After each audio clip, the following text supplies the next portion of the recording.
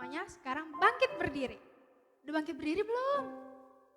Udah bangkit berdiri belum? Sudah ya, sekarang kita mau angkat satu pujian KASIH.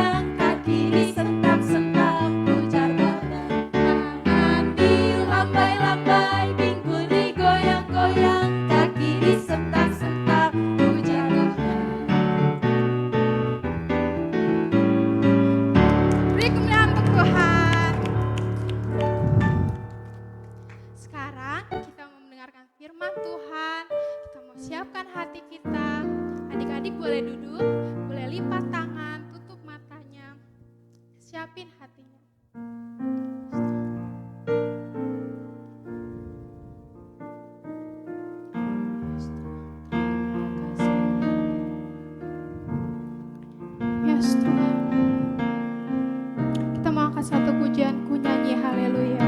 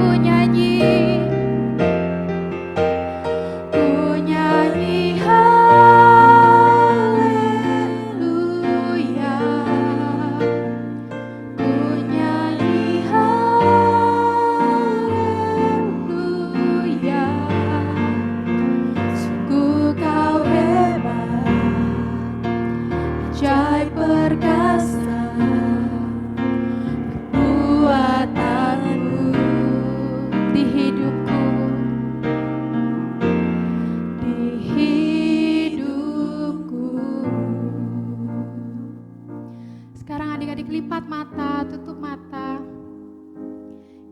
Ikuti Kak Sela berdoa. Tuhan Yesus, terima kasih. Kau begitu baik untuk saya dan juga teman-teman saya. Meskipun kami beribadah di rumah, Kau tetap menyertai kami. Terima kasih Tuhan. Biarkan kami mengerti isi firman. Di dalam nama Tuhan Yesus, kami sudah berdoa dan mengucap syukur. Haleluya. Amin.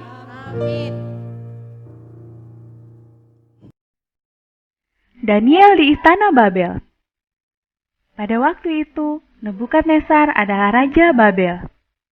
Suatu hari, ia meminta pegawainya untuk memilih beberapa orang Israel yang ditawan di dalam penjara.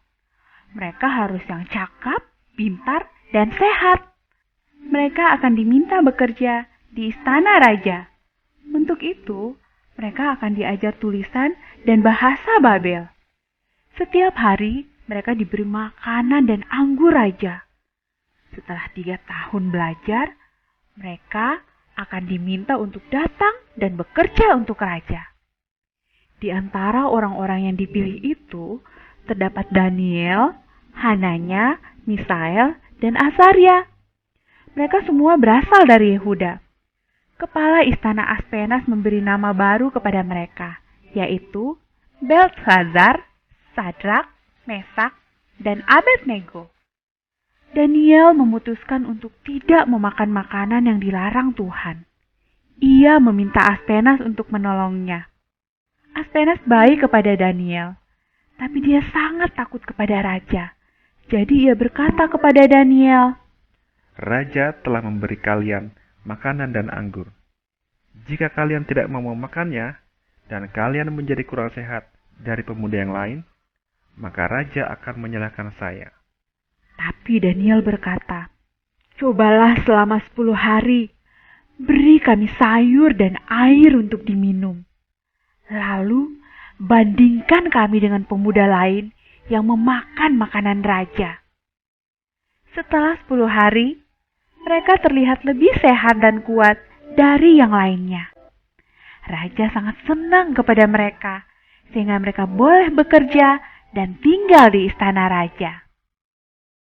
Shalom adik-adik, selamat pagi. Hari ini kita akan sama-sama dengarkan firman Tuhan. Kita akan dengar kisah tentang seorang Daniel. Daniel, adik-adik tahu tentang cerita Daniel dan gua singa. Nah, tapi kita akan melihat dulu siapa itu Daniel. Daniel adalah seorang yang takut akan Tuhan. Dia tidak mau minum atau makan makanan raja. Karena makanan dan minuman raja itu biasanya sudah dipersembahkan dulu kepada dewa-dewa yang disembah oleh raja itu. Daniel juga dia adalah seorang yang takut akan Tuhan. Di dalam kehidupannya, dia selalu hidup sungguh-sungguh kepada Tuhan. Dia tidak mau melakukan dosa, tetapi dia terus hidup sesuai dengan apa yang Tuhan mau. Sehingga Tuhan ada di dalam kehidupannya, roh Tuhan ada dalam kehidupannya, dan dia menjadi orang yang luar biasa. Ketika raja bermimpi, Daniel bisa mengartikan mimpi raja itu. Dan ketika ada masalah di dalam kerajaan, Daniel bisa menyelesaikan setiap masalah yang terjadi. Nah, untuk itu raja sangat sayang kepada dia. Daniel juga sangat pintar. Bahkan Alkitab mengatakan bahwa dia kepintarannya itu 10 kali lipat dari orang-orang yang biasa. Dia sangat pintar sehingga raja sangat menyayanginya. Dia bisa melakukan banyak hal yang bisa menolong raja di dalam masa pemerintahan Raja Nebukadnezar dan Raja Darius. Sehingga raja sangat menyayangi Daniel. Dia diangkat menjadi pejabat tinggi. Ada 3 pejabat tinggi di negeri itu. Tetapi Daniel yang paling hebat, dia paling pintar, sehingga raja sungguh-sungguh mengasihi dia. Raja sangat sayang kepada dia. Nah, apa kunci Daniel begitu dipakai Tuhan, begitu pintar? Ternyata Daniel itu adalah seorang yang suka berdoa. Setiap hari dia berdoa 3 kali, pagi, siang, dan malam. Daniel selalu datang kepada Tuhan di atas rumahnya, atap rumahnya, dan dia berdoa kepada Tuhan dengan sungguh-sungguh. Ya, adik-adik mau seperti Daniel? Angkat tangannya yang mau seperti Daniel. Ya, kita semua mau seperti Daniel. Mau dipakai oleh Tuhan, mau disenangi, mau disayang sama orang-orang di sekitar kita. Nah, kuncinya apa? Kita harus suka berdoa. Karena ketika kita berdoa, kuasa Tuhan, roh Tuhan ada di dalam hidup kita. Dia akan menolong kita untuk kita menjadi orang-orang yang lebih baik. Alkitab mengatakan ketika kita berdoa, doa orang yang benar bila dengan yakin didoakan sangat besar kuasanya. Ya, jadi ketika kita berdoa ada kuasa di dalam doa itu. Nah, adik-adik, kenapa kita harus berdoa? Ya, kita berdoa kepada Tuhan. Tuhan itu ketika kita berdoa itu kita ngobrol sama Tuhan, kita cerita sama Tuhan. Tuhan itu Bapa kita, Tuhan itu sahabat kita. Jadi kita bebas ngomong sama Tuhan. Nah, ketika kita ngobrol sama teman, sama siapapun, kita kan kalau ketika kita dekat kita bebas. Nah, kalau kita dekat sama Tuhan, kita juga bebas ngomong apa aja sama Tuhan. Kita bisa mengatakan apa saja kepada Tuhan. Nah, berdoa kita bisa mengucap syukur kepada Tuhan. Kita bisa berterima kasih untuk setiap kebaikan Tuhan di dalam hidup kita. Contohnya, kita berdoa untuk berdoa untuk orang tua kita. Kita berdoa untuk keluarga kita. Kita bisa berdoa untuk teman-teman kita. Kita bisa berdoa untuk guru-guru kita. Kita bisa berdoa untuk saudara-saudara kita. Kita berdoa untuk bangsa kita. Kita bisa berdoa untuk siapapun. Dan khususnya hari ini kita mau belajar tentang berdoa untuk keluarga kita. Kita bisa berdoa, kita bisa berterima kasih kepada Tuhan untuk mama, papa yang Tuhan berikan buat kita. Papa, mama merawat kita, membesarkan kita, sehingga kita ada sampai saat ini. Kita mau bersyukur kepada Tuhan. Untuk itu kita juga mau mendoakan papa, mama kita, supaya mereka diberkati dengan kesehatan, dengan dalam pekerjaannya. Tuhan berkati mereka. Demikian juga kita juga mau berdoakan untuk adik kita. Kita doakan kakak kita supaya mereka juga dalam kesehatan, mereka juga tetap dalam sekolahnya pintar, mereka dijagai oleh Tuhan. Kita juga mau berdoa untuk jadi keluarga kita. Adik-adik, siapa di antara kita sekarang yang mau belajar berdoa?